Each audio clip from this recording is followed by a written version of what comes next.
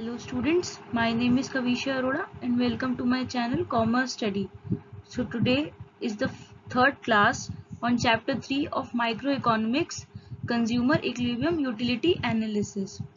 If you have not seen the previous lectures, please do see them and please like and subscribe my channel and share it with your friends.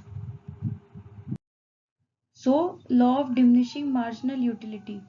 Law of diminishing marginal utility states that as more and more units of a commodity are consumed, marginal utility derived from every additional unit must decline. It happens in respect of all goods and services. Suppose आप example low 1 glass of water का. अब आपने अगर 1 unit या 1 glass water पिया है तो आपको जो उससे सेटिस्फैक्शन होगा, सपोज वो 10 है. देन आपने एक एडिशनल सेकेंड ग्लास पिया तो जो आपका सेटिस्फैक्शन था वो 9 हो गया. देन आपने थर्ड एक एडिशनल ग्लास ड्रिंक किया तो आपको जो सेटिस्फैक्शन था वो 7 हो गया.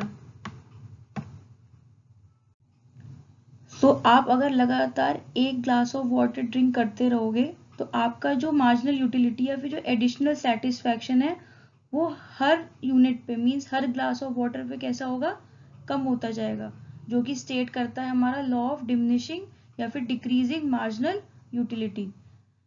ये सारी गुड्स के लिए होता है. In respect it happens in respect of all goods and services. Her good and services के साथ यही लॉ अप्लाई होता है. इसीलिए इसको फंडामेंटल लॉ ऑफ सेटिस्फैक्शन भी कहते हैं या फिर फंडामेंटल साइकोलॉजिकल लॉ भी कहते हैं. इसके कुछ एजम्पशंस होते हैं कि first is only standard units of the commodity are consumed. Means कि आपको 1 ग्लास ऑफ वाटर पीना है, 1 स्पून ऑफ वाटर नहीं, एक स्टैंडर्ड यूनिट ड्रिंक करनी है और लगातार कंज्यूम करना है. ये नहीं कि आज 1 ग्लास ऑफ वाटर पिया तो अब कल पियेंगे.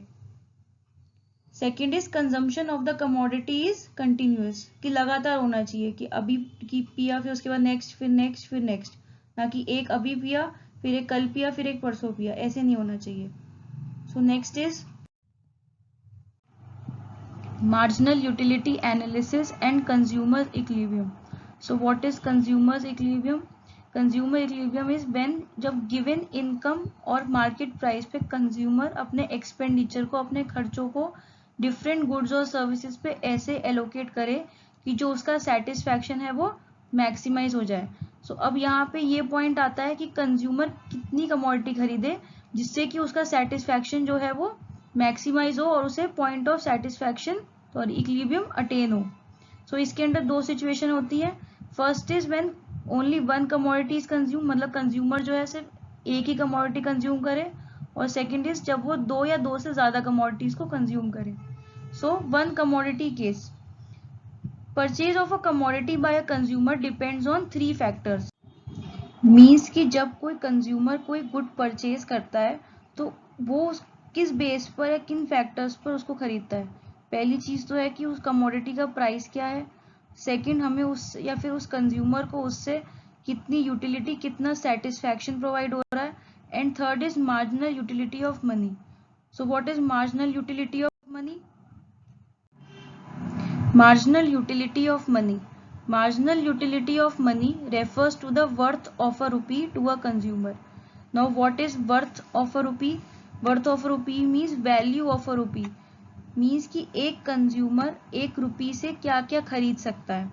Worth of a rupee refers to the standard basket of goods that the consumer can buy with a rupee. कितना goods का basket या फिर कितने goods वो consume कर सकता है या फिर खरीद सकता है with the help of a rupee. जो स्टैंडर्ड रेफरेंस है, मीन्स जो उसकी वैल्यू है मार्जिनल यूटिलिटी ऑफ मनी की, वो हमेशा कैसी रहती है, इक्वल्स टू 4 रहती है. इंपॉर्टेंट ये है कि जो मार्जिनल यूटिलिटी ऑफ मनी है वो मेजरिंग रॉड है of a rupee worth of satisfaction. Means कि वो एक मेजरिंग टर्म है जिससे कि हमें पता चलता है कि 1 रुपी से हमें कितना सेटिस्फैक्शन मिल रहा है. इसी वजह से उसकी जो वैल्यू है वो हमेशा कांस्टेंट रहती है, equals to 4. So it is all for today. Thank you for watching. Please like and subscribe my channel and share it with your friends. Thank you.